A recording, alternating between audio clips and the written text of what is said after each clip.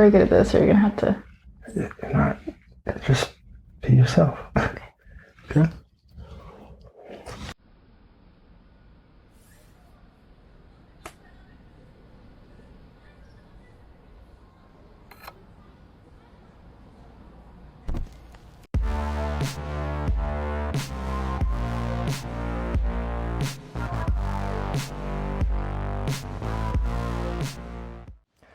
All right, welcome back to the Garden Fresh podcast. My name is Mason Gardner, and today we have a very special guest.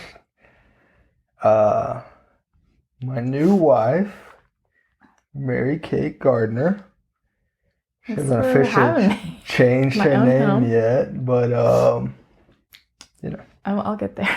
Yeah, we'll see. We're gonna do something different today. We have some questions we're going to go through. We have a hotline. Don't forget to call or text that. It's 501-683-9594.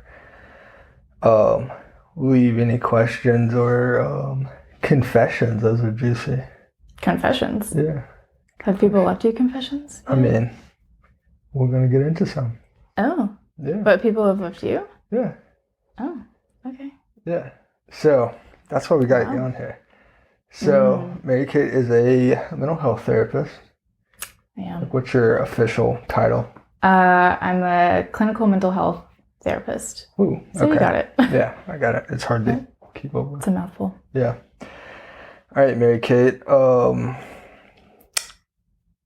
don't know how to do the submissions other than just jumping into them. Just go for it. I'm going to read some. I'll let you read some. Are we just reacting to them? Yeah. Okay. Yeah. Okay. Yeah. But we'll go back and forth. Okay. All right. Hey Mason, it's Jake here. I recently dated a single mom and became deeply attached to her children. I made a lot of sacrifices for them, but we eventually broke up. That experience has made me wary. I know you're happily married now, but if you weren't, would you consider dating a single mother? Why or why not? Whoa. Juicy right off the spot. So they're asking if you would? Yeah. Oh. And why not? Okay. If I wasn't married. Yeah. Pre-marriage. That's tough. Yeah. I mean, I have lightly dated some single moms, but I say that, but I never met the children, so I don't even know if you call that dating. I corresponded with some single mothers. Corresponded with. Yeah. Yeah. I don't know. In that time, I was still kind of just rambling. I don't think I was really thinking about like settling down. But I guess at some point in me, some little bit of me allowed me to, I don't know. So he's asking just if you would date. Would you date a pre-marriage, single Mary Kate? Would you date a guy with kids? I don't know. That's hard. I mean, I don't want to sound insensitive, but probably, I don't know. It just depends on the person. I feel like it's hard if you have a really good connection with the person and they also have kids. Yeah. That's hard because you don't want to that's just a big commitment to get involved. Like JK, you eventually break up and now you're like, those kids are... You're in it. Attached to you. Yeah. And I mean, I guess what I would do, would just continue to try to still be a part of their life if the mother allowed me to. Yeah. I think I would kind of play it by what the mom wants and just, I guess, be respectful of that. Yeah. I don't know. It's so sticky. That is a sticky one. All right. Here's another one. Hey, Mason. Big fan of the Garden Fresh podcast. Ooh. It's Emily. I've been reflecting a lot on concepts of karma lately. For me, karma has shown its presence in my life in very real ways. Whenever I've knowingly done something hurtful, and didn't find the courage to apologize or make amends, life had a way of returning that hurt back to me, often more intensely than I could have imagined. Maybe it's a self-fulfilling prophecy, but I've learned never to leave things unsaid. We all deserve peace of mind. I'm curious, Mason, what does karma mean to you and how does it influence your life? Oh, That's a big one. yeah. I don't know. I mean, I feel like when I was younger and kind of like,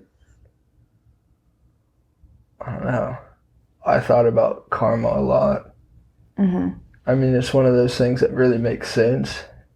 Yeah. In like the big picture, the macro, like it makes sense. Mm-hmm.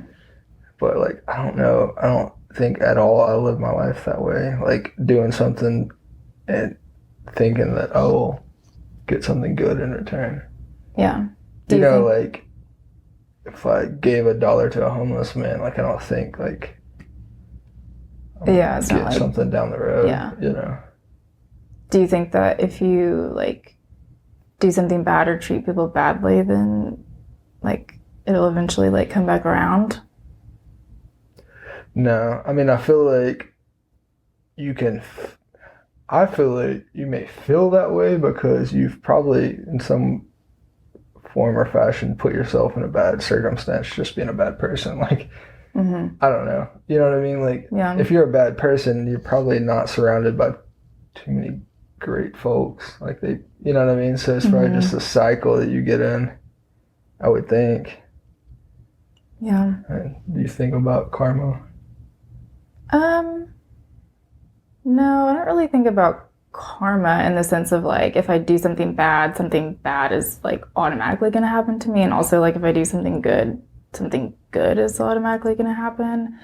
I mean, I do think how you interact with people and how you treat people, I think those come with consequences sometimes, but I don't think that's necessary. I don't think of it as karma, really, you know. I also think that like, I don't know if this is always the case, but eventually, like if you're doing all of these really shady things, like I feel like eventually those things are going to come to the surface, like come to light, you know what I mean? Yeah. Maybe sometimes not, but I just feel like if it's like a continual pattern with someone being like that, I feel like people are going to notice it eventually. It's going to come out. That's what I think we're kind of on the same page, like just surrounding yourself with bad people or good people, like, you know, you're probably not going to get fucked over by somebody you can trust. Yeah. And somebody you could, right? I guess people have them every day. Yeah. I don't know. I mean, it's, you know, karma is obviously like a part of the Buddhist religion, right? So it's like, it's just another, in my head, like just another kind of constructed thing to make people kind of like aware of their morals. Yeah. You know? Yeah, which I mean, we're probably like not doing it justice because I know probably in like in Buddhism, it's something way deeper than probably we know it to be. That's true. You know? Yeah, or at least, from what we know of karma. Yeah. No. I'm just saying, like, you know, there's probably a lot of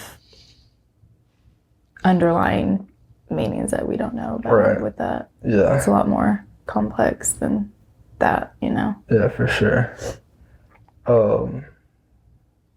Speaking of that, we don't have Wyatt in the building. I thought maybe it would be a little less nerve-wracking for you to not have a voyeur. An audience of one person. Yeah. So thank you. Wyatt will be back next episode. So anyways. He's missed, yes. I don't know. I just feel like I could be naively saying this, but like I feel like we grow up kind of learning rights and wrongs just throughout life, and like some people call it one thing, some people call it the other thing, and like I feel Yeah. like, you know, I know not to kill somebody, not because Yeah. I think something bad is going to come to me or something good's going to come to me if I don't kill somebody. It's just, you know, You inherently know that that's wrong. inherently or conditioned just through Yeah, that's life, true. you know. Mm-hmm. All right, on to the next one. It's a good one. Yeah, it was. All right, here's another one.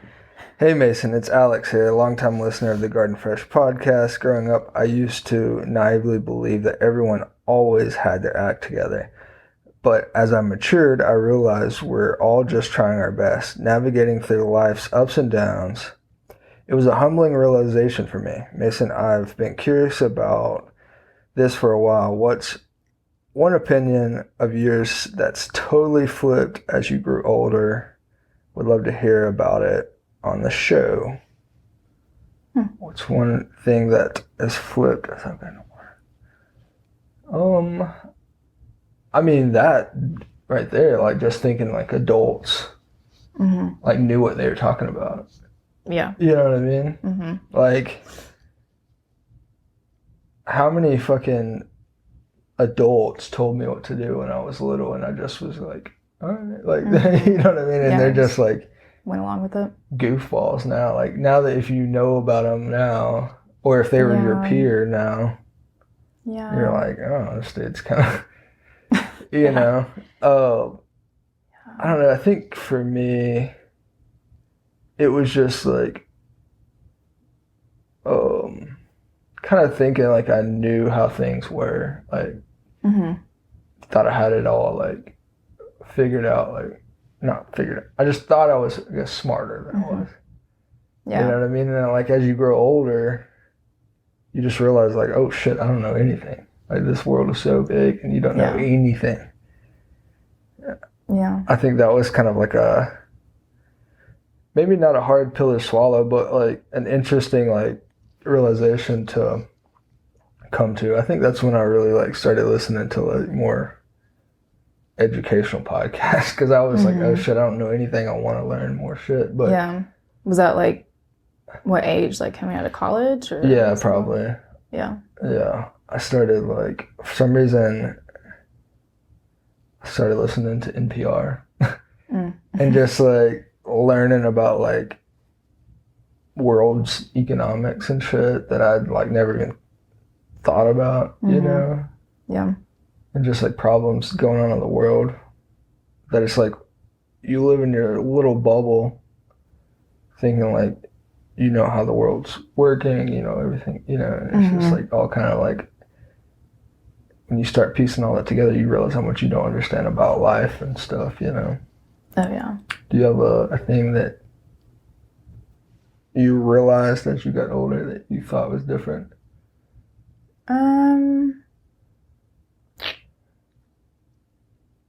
I mean, I think like, especially during grad school, like going to grad school really like opened my perspective on things, I think, and just like, like how? Well, just like realizing that everyone has their own trajectory in their life, and like it's just everyone is so different, and everyone has a different story, and just like, I don't know, navigating that and realizing like, oh, you know, I think it just puts things into perspective for sure.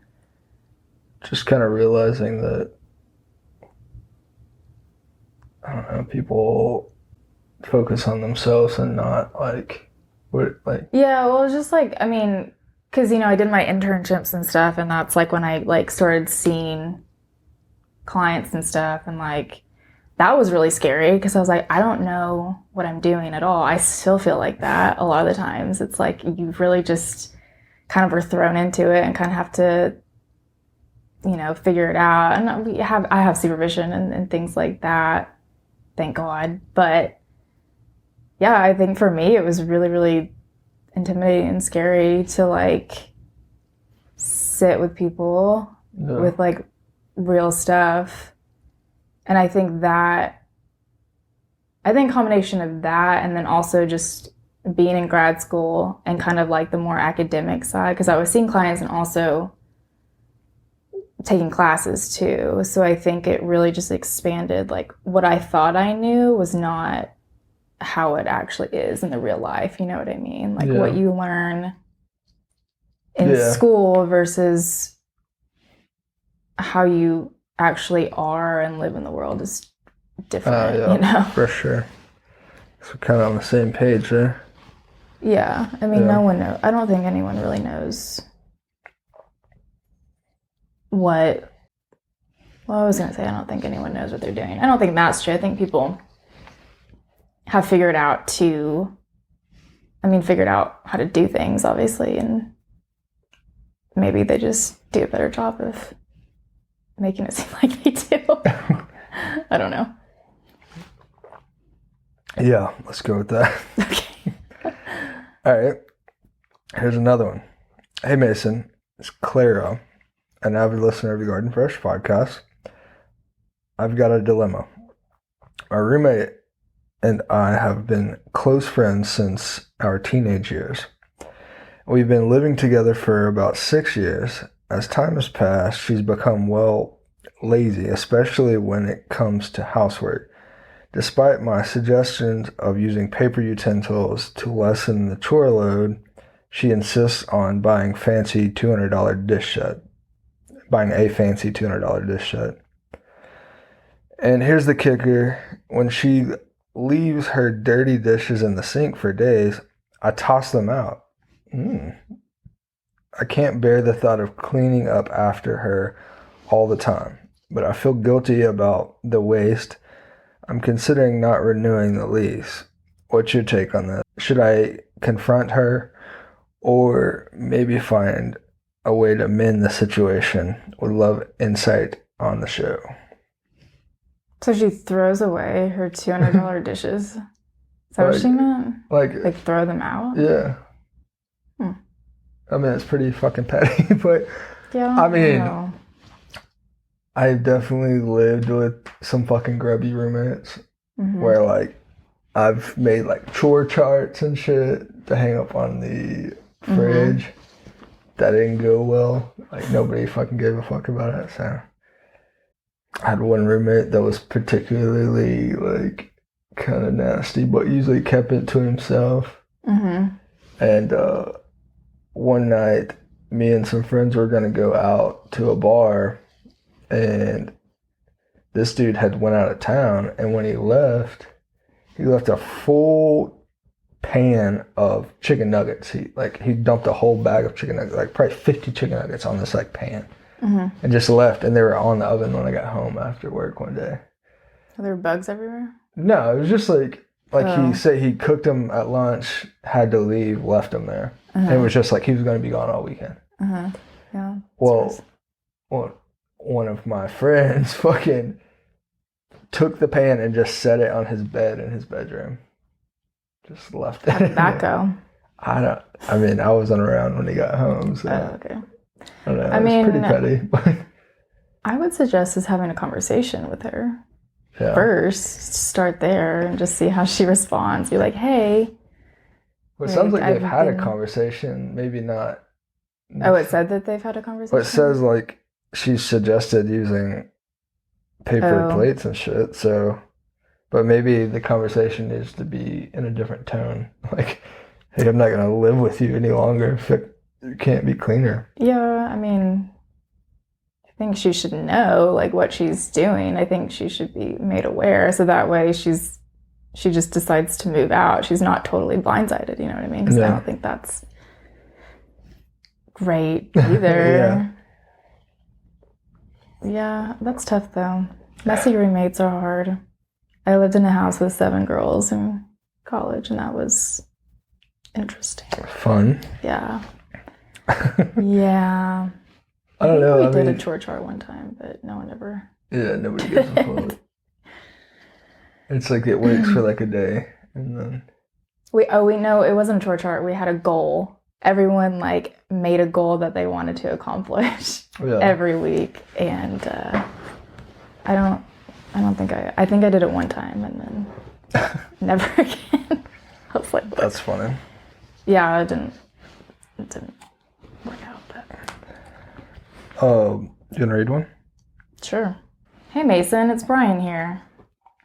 Love tuning into the Garden Fresh podcast each week. So I had this wild situation and I'm not proud of my reaction. I came out of my house and found a car parked so close to mine it was actually touching, and worse, it had knocked over my trash cans and left a bit of damage on my car. The immediate frustration made me, squirt mustard on their head. But then when I tried to leave, their car rolled and bumped into mine again. I had to dash and the car ended up resting against my roommate's vehicle. I've been feeling guilty and anxious all day. I guess revenge didn't give me the satisfaction I imagined. How would you handle this situation? Any ideas on what to do about a car that just seems to roll freely down the street? Would be interesting to hear your take. Okay. So he squirted mustard on their hood because the other car was parked too close. The car was... His car. The car hit his car, though? He said he came out and found a car parked so close to mine it was actually touching. And it had knocked over my trash cans and left damage on my car. So he squirted mustard on their hood. Interesting choice. Hell yeah. But then when I tried to leave, their car rolled and bumped into mine. Oh, so... Again? Wait, what? So it was like in neutral. Like it was Why left would it in be neutral. In neutral? Somebody... I have a lot of questions about the situation. Yeah, somebody drunk that got out or something? What is going on? Okay. I wish we could... So how would you handle that situation if you came out? And I wish we could ask this person questions, but yeah, it's like... Something's not adding up here. I don't know. I mean, I would... If I had damage on my car, I would probably fucking not be happy, you know? Like, I would let that bitch roll down the road or whatever, you know? Yeah. Or, I guess, call the cops, right? Yeah, that was my first thought. Like, if it's damaged. Yeah. Call the cops. Hold on. Any ideas about what to do about a car that just seems to roll freely down the street? Call the cop. That's rolling down the street. I feel like if the cops get there and it's like touching your vehicle, that would be considered an accident, right? Yeah, And then they would have that car towed. I'm sure they couldn't. If it's I on your property I would call the cops. Yeah. A lot of questions in that situation. Yeah. Like, first of all, why was it just freely rolling? I don't know. I'm really hung up on that. Yeah. They had to have, like, put it in call the police or something, yeah. And don't squirt mustard. Yeah, I don't want the mustard, like, because the mustard could cause more problems. Like, somebody come out and be like, what the fuck? And start slashing your tires. Like, he actively had to make the decision to, like, go in his house, find... Unless he just had mustard packets in his car. I mean, maybe, I don't know. Whatever. Know. All right, let's do the next one. But can you imagine, like, those little tiny mustard packets? You're having to, like... Yeah. Anyway. Do you want me to read another one? Yeah. Okay. Hey, Mason. It's Danielle. Absolutely love listening to the Garden Fresh podcast. I have a lot of fans here. So here's a midnight mishap for you. The other night, my stomach was growling at 2 a.m. Living with my mom, I tried to sneak upstairs for some Oreos and Cheetos. Balancing my snack haul and my pricey MacBook, I was tiptoeing back down when I thought I heard my mom's door. I panicked, I ducked, causing my laptop to take a dramatic tumble down the stairs. The irony? Mom wasn't even awake. Worst part, she thinks our dog knocked it off the table. Have you ever had one of those middle of the night snack runs go horribly wrong? How would you handle the aftermath? First of all, how old is this person? Are they? I don't know. Still living at home? I mean, if you're still living at home as like an adult, teenager. I guess. Sounds like a teenager if you're bringing up Oreos and Cheetos. Yeah, because as an adult, you wouldn't have to sneak, right? I would like to think so. Like, if you're 25. You wouldn't have to sneak that you're coming up the stairs with Oreos, you know. So. Yeah. So she broke her MacBook And she thinks and thinks the dog did it? the mom thinks the dog did it. Well, you dodged a bullet. Maybe the mom will buy you another MacBook. I don't think I would say anything. I'd just be like, oh yeah, dog. Maybe the mom will buy you another MacBook because her dog fucked your MacBook up. So I would just stick with it. Yeah, I don't think I would say anything. Unless, like, she's, I don't know, going to yell at the dog, then I would feel kind of bad. Yeah, but morally, you should probably buy your own MacBook. Just be like, since you did it. Well, like, since you broke it, like, you should probably try to replace it. Unless you are a child, I guess, or a teenager and you can't make any money. Yeah, I'm going to assume it's a teenager. Yeah. In my head, like a high schooler or something. Yeah. Just, don't make your poor mom buy the new laptop. Have you ever had a situation like that happen where something happened and you blamed it on someone else and like your mom believed you? I don't know about my mom, but I'm sure I have. Like other people. Like at work or something, like something went wrong and I was just like, fuck, I don't know. You let someone else take the blame for it? I don't know, Yeah. I'm sure I have. I'm a kind of a rascal, so. Yeah, I can see you doing that. Yeah. You too. You can see me doing that? Your first thought was, I wouldn't say anything. Oh, well, I mean, it's a dog. Yeah. Like, if I did something and you thought Jean did it. You would let Jean have the Probably. I don't know. It depends on what that's fucked up. Not Winnie. Yeah. I don't know. It depends on what it is. Mm-hmm. Okay. Ooh. Hey, Mason, it's Sarah. I've been loving the Garden Fresh podcast. It's become a regular listen for me. My goodness, so many people. So many fans. I've got this issue I'm hoping you might have some insight on. My younger brother, who's 39. Oh, an old listener, okay. Old? Don't older. Degrade. Okay, sorry. Sorry, cut that out. My younger brother, who's 39, always acts like he knows everything. We're close, but every conversation feels like a debate. If I don't agree with him, he turns passive-aggressive, making interactions just draining. How do you handle someone you care about, but who constantly needs to be right? Would really appreciate some advice. Those are the worst, and probably also me at the same time. Yeah, I was about to say, that sounds a little familiar. You're not passive-aggressive, though. You just like to I can be. argue. Yeah, I can be. I feel like I can be pretty passive-aggressive sometimes. Yeah, for sure. Yeah. It's weird when it's your brother, because I feel like you have a little more, like, leeway with, like, kind of talking to him. If it's, like, a coworker or somebody you don't really know, like your friend's girlfriend or something, like, it's kind of hard to be like, yo. Yeah. Because, those people are no fun to talk to. Yeah. It's like every conversation is, like... They are leading a debate. That, and you're like, they're trying to preach to you about something. Yeah. I wonder what would happen if they just like they just kind of rolled with it. Like whatever they said, they'd be like, oh, yeah. You're right. Like, I don't know. Kind of diffuse it. I don't know. We could probably ask everybody that's known me in my life. See how to That's do what it. I do. Yeah. I don't know. I mean, I feel like it's just constantly you're gonna have to like have real conversations with people. I know that's harder, easier said than done. But like going back to that person earlier, it's like with that roommate. It's like those conversations suck, but it's like usually it's somewhat of a step forward after the conversation's over.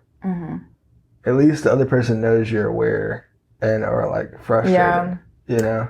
Yeah. Even if they don't change, if they don't change and know you're aware that it's frustrating you, they're even more of an asshole, you know what I mean? Yeah. Like, I think you kind of just have to pick your battles with those kind of people. Yeah.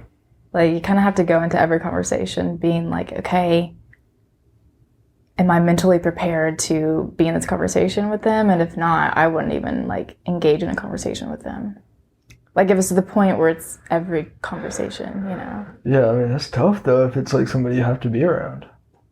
Yeah, I mean, I don't know how often they talk, but...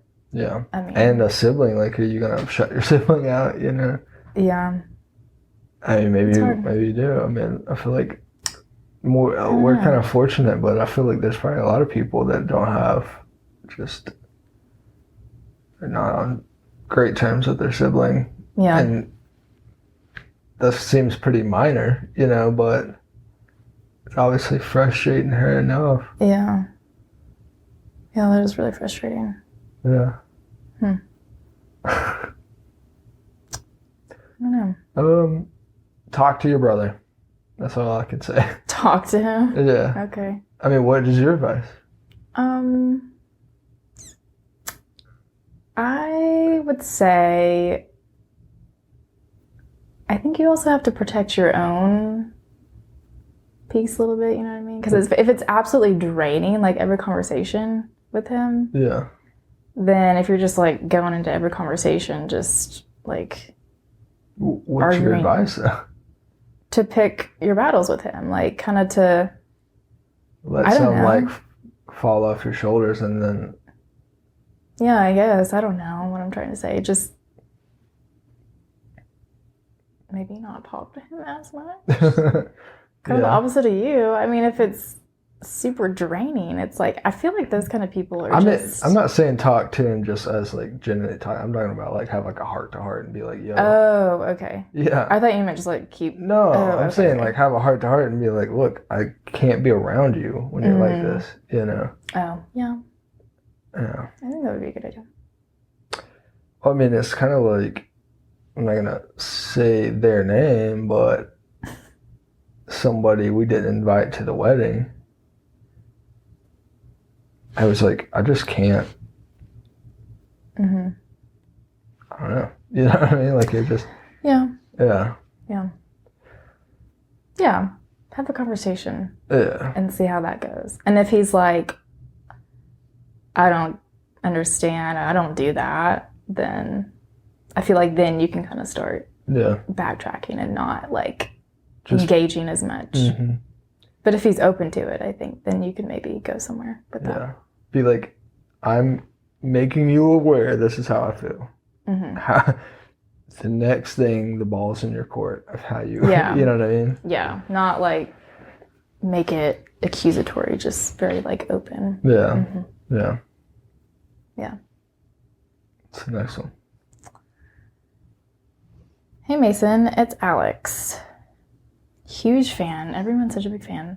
And I've got a situation at work I hope you can shed some light on. I'm only 22, but I've noticed a lot of my coworkers who are in their 40s act like they're still in high school. They seem to thrive on gossip and drama, and lately it's been affecting my mood. I'm even considering leaving this job.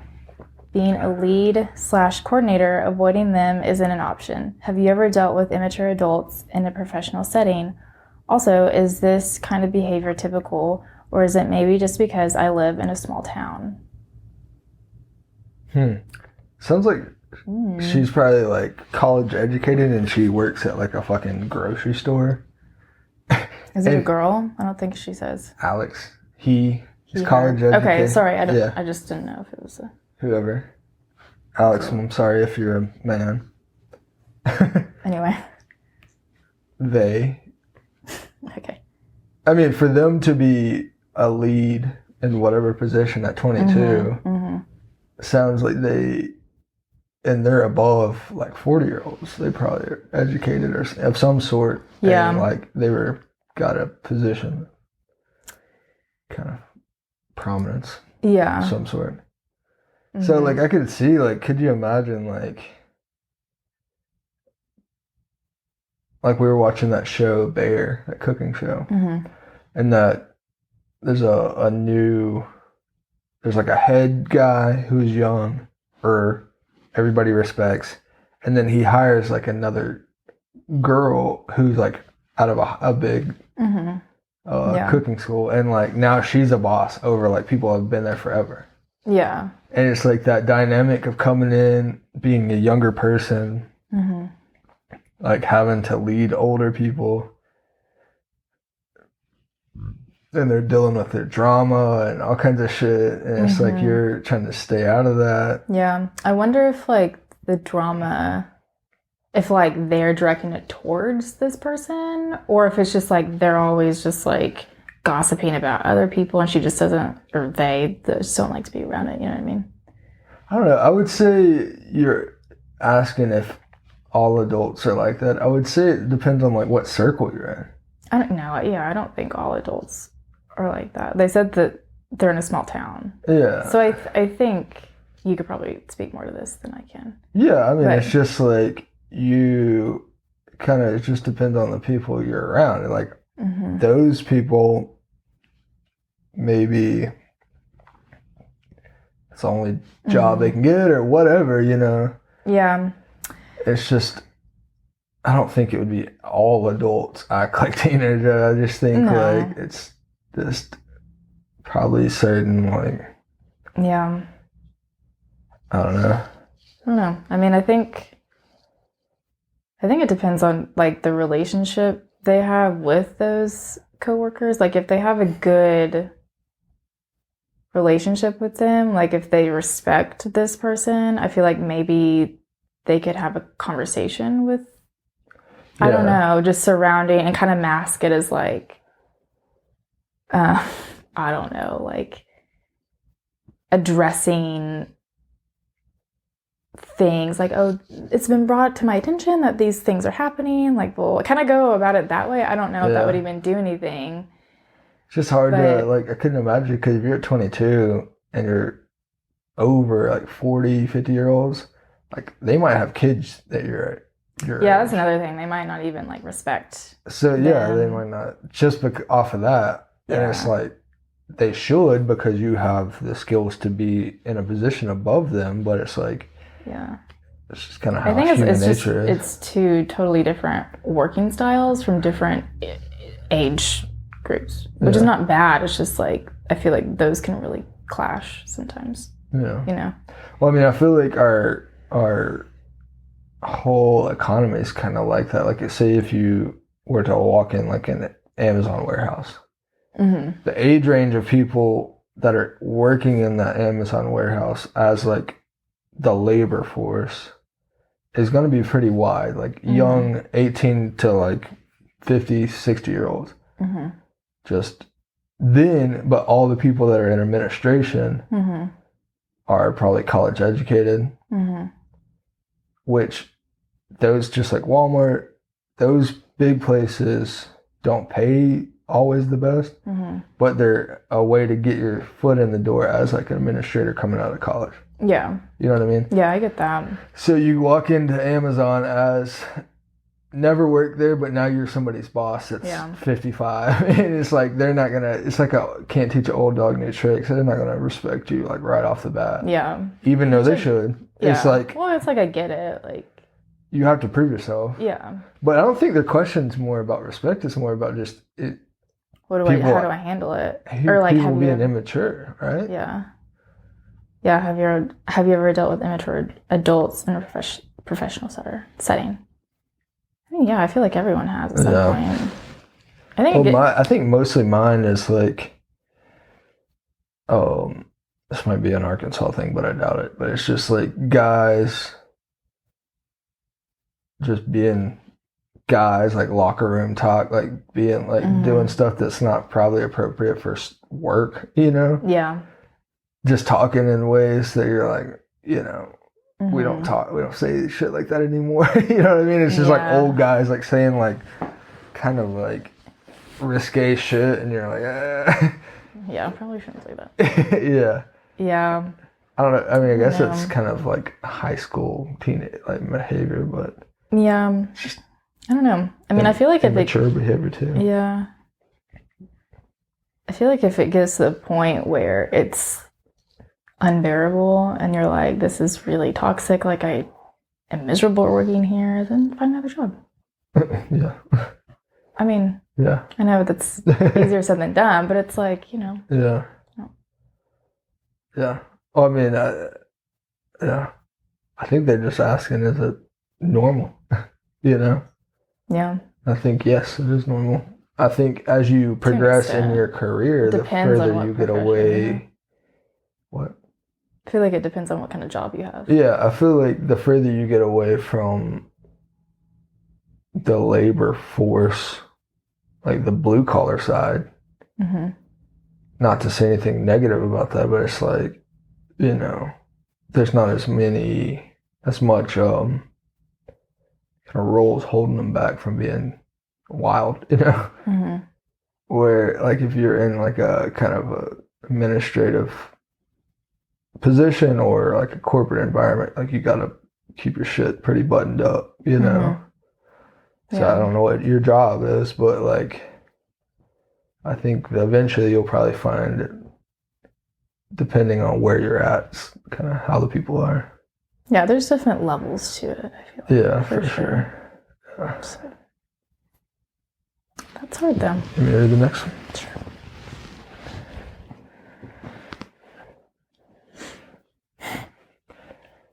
Hey Mason, it's Jamie. First of all, I've been hooked on the Garden Fresh podcast since day one. Woo.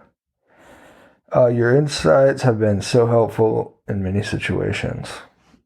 Wow, wasn't expecting that. Speaking of which, I'm struggling with the concept of forgiveness. I'm trying to make peace with my biological father, but every fiber of my being resists it. I've tried techniques like negative reinforcement, even to the point of physically hurting myself when I get angry. Also, my recent therapist wasn't too supportive of my decision to keep my distance, so I am on the lookout for a new one. How do you navigate forgiving someone when everything in you doesn't want to? Have you or any of your guests experienced something similar? Thank you for being a beacon of wisdom. Wow. Keep up the fantastic work on the show. Beacon of wisdom. That's high praise right there. Put that on my fucking Bio. Twitter bio, yeah. That's a hard one. Yeah.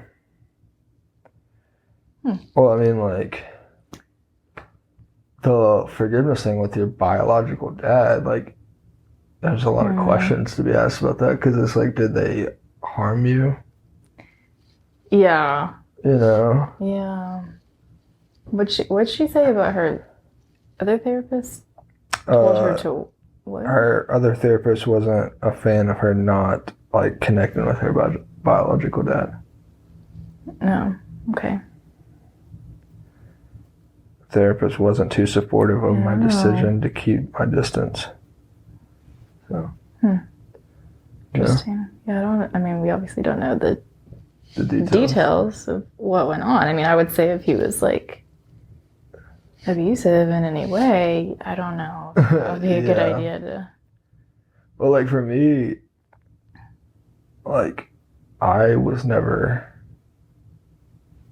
had like a really super big interest in meeting my biological father.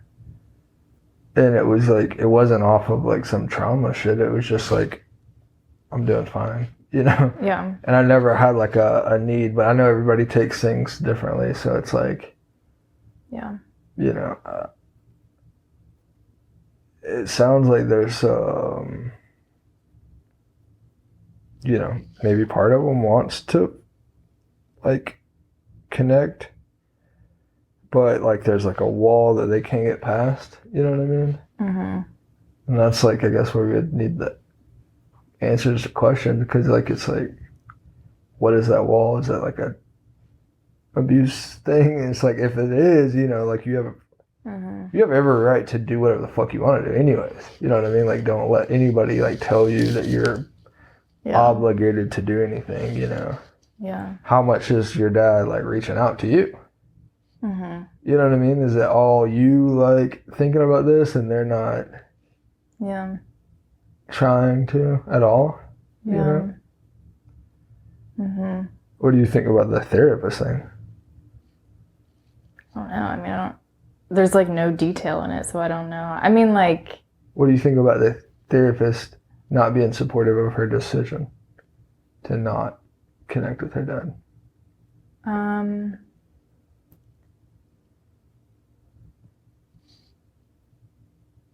I mean, I don't know. It depends. Like, it just really depends on the situation. I don't know the context of this. Like, if, I don't know. I feel like if it was a situation where she genuinely thought that it could be beneficial, but even then, like, you're really not supposed to, like, encourage one decision or the other. Yeah, that's what it's kind of sounds funny. Like, you can not like or like love the idea of that, but you still, as a therapist, need to be supportive of them. You know, you don't have to be supportive of like every decision, but you need to be supportive of them and support them. Yeah. So, and I don't know, like, if it's a safety issue, like if like her dad was not safe, then that's a whole different thing, I think.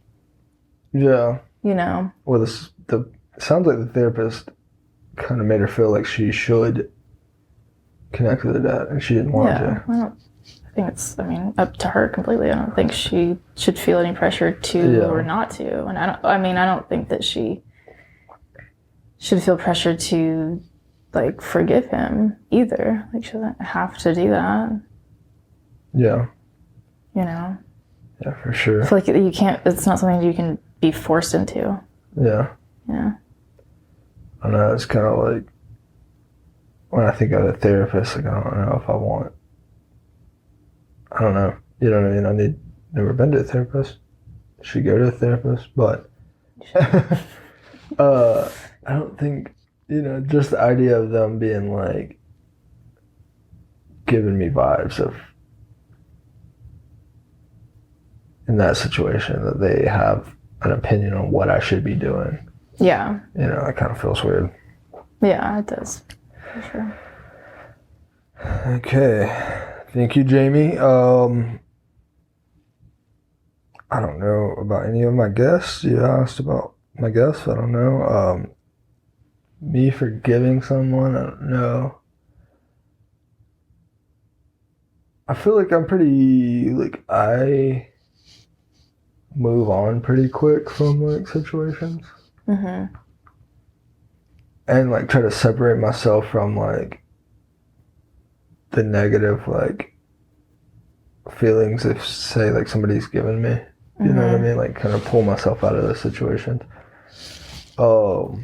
I'm sure there's people in my life that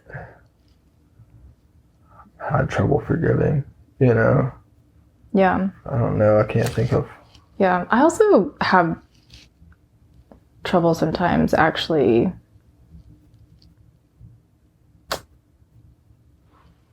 like, what is forgiving someone? Like, you know what I mean? Like, yeah. Okay, I forgive this person. Okay. Wait, so to me, it's like kind of wiping the slate clean and allowing yourself to allow them back in fully. You know what I mean? Like back into your life? Just into your emotional, into your life. Like with open arms like you had before. And not like guarded, Oh, interesting. Okay. Yeah, to me, that's how I feel. Yeah.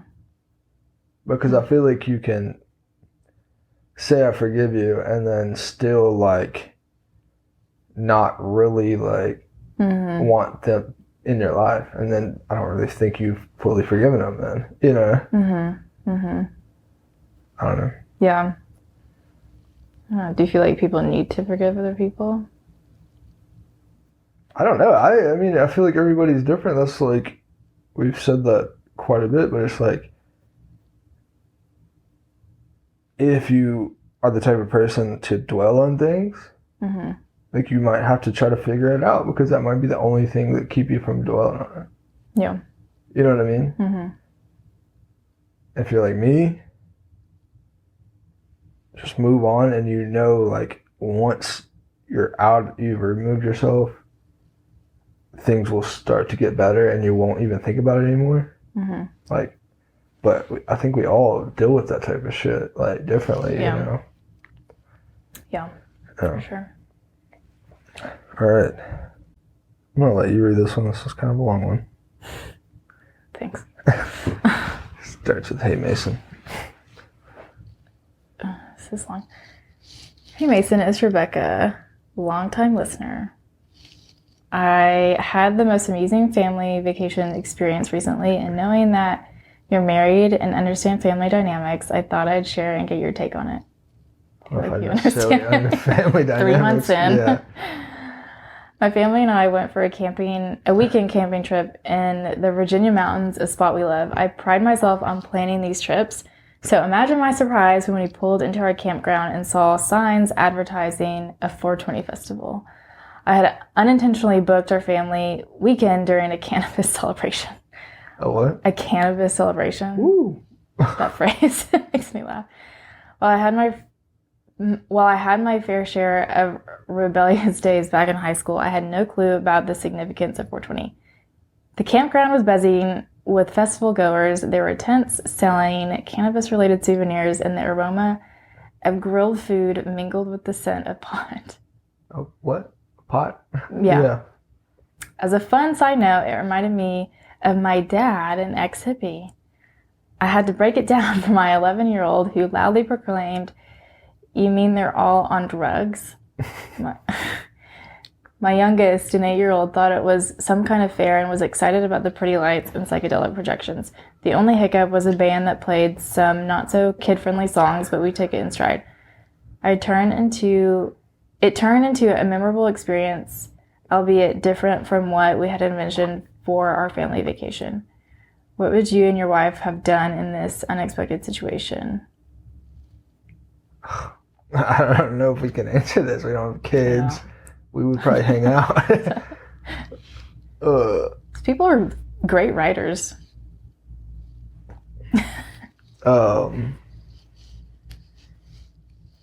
Shit, I don't know. I mean, well, hypothetically, if yeah, we like did have kids. I would not. We've been to a lot of music festivals, and it's like I would not take my children to that. You know. So an 11-year-old and an 8-year-old. Yeah, no. No. Because I feel like our kids will know that we like going to music festivals. Yeah. But it's like, I feel like I would have to just like kind of explain to them that, like, you know, it's kind of something that you do as an older person. Yeah. I don't know. I mean, yeah. I don't know. Do you think he would have stayed? Like, no. When he pulled in, be like, no. I would have tried to find another campground. Yeah.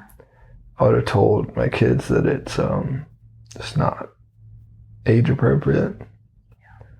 I don't know. I'm pretty big. I'm about to go on a tangent about nothing I know. So I like the idea of talking to your kids like an adult. Yeah. You know what I mean? Mm-hmm. And whether that's very practical, whether I'm naive about how easy that is to do, I'm just saying, like, you know, I don't want to like hide it from them and then them always be wondering like, what the fuck was that? And then them like build this like giant snowball of like curiosity about it, and then they're fucking yeah. I mean, know? I don't think I would have wanted to stay. Yeah.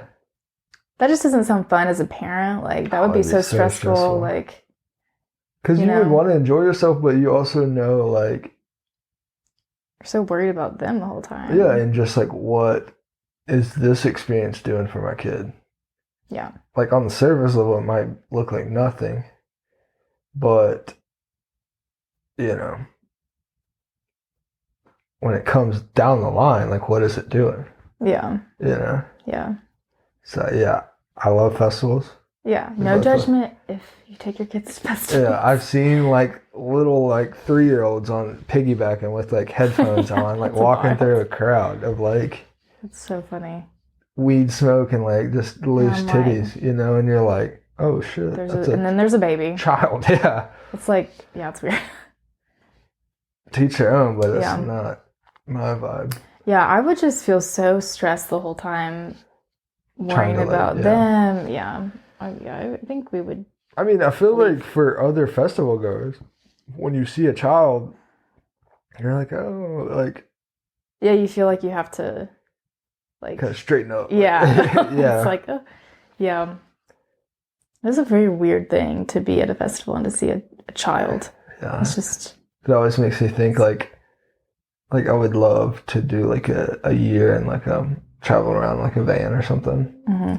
But the people that do it with kids, oh my God, No. how hard that would be. no, I lose my mind. And just like trying to make sure they had an adequate education throughout. Yeah, how do they do that? Homeschool. Homeschool? In the van? Yeah, wherever they park. You know. Not cut out for that. Most of them have buses if you have family. I mean, a van's like super small, but Still, yeah. that's, man. Yeah, teach their own. I mean, if you can do that, that's yeah, awesome. fucking, But it sounds tough though. no, I can never. Yeah. I don't think I could ever homeschool. No. No. No. My math skills. I mean, are I think that it'll be interesting, you know, if we have kids, just trying to get them the practical knowledge. Like, I feel like sometimes parents feel like school is like a break from their kid. But it's like, you know, yeah. you want them to come out of school with some usable fucking knowledge, you know? We were talking to Amber the other day, one of our friends, and she was explaining to us about her friend that's an engineer, blah, blah, blah. And that engineer, she was like, I never do any of the math that I learned in high school. Oh, yeah. And she's a fucking engineer. So, you know, Yeah. you know, like, so it's like, we gotta, that's gonna be something for me. Like, I want to make sure that our kids are getting like a practical education, not just the school system shit, you know. I feel like that's tough for every parent, but yeah, for sure. yeah. Yeah. I don't know. Yeah, that's, I think I would want to leave and go somewhere else. Yeah, for sure. Back to that. You just have a family time, because I feel like once you're there, like, your family time is not gonna be, it's gonna be a little bit segmented between you just being worried about your kids and you know. Yeah. All right, I'm gonna ask you the question that I ask everybody before they leave. Okay. Mary Kate? Yes. Mason?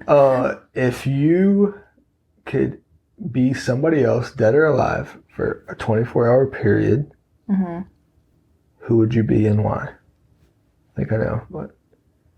You think you know? Yeah. That's a hard one. Anyone? If I could be anyone, dead or alive. Dead or alive for 24 hours. You don't get to change their life, you just get to experience it. This is going to make me sound really very basic, but I don't care. I would like to be Taylor Swift. I knew it. For one day. I knew because, it. Okay, hear me out though. Okay. She's on tour right now. A lot of artists are. Okay. Listen. She's on tour. She's on the Eras tour. Can you... I think it would be so cool to just be her for a day and to experience what she's experiencing now on the tour. Like, can you imagine going out to all these sold out 70,000, 80,000 people fucking awesome. Stadiums? Yeah. And like experiencing what she experiences like every day, pretty much. Yeah, it'd be awesome. I would hate to live like that, but yeah. I think just, you know, getting to experience that, I think would be pretty cool. So...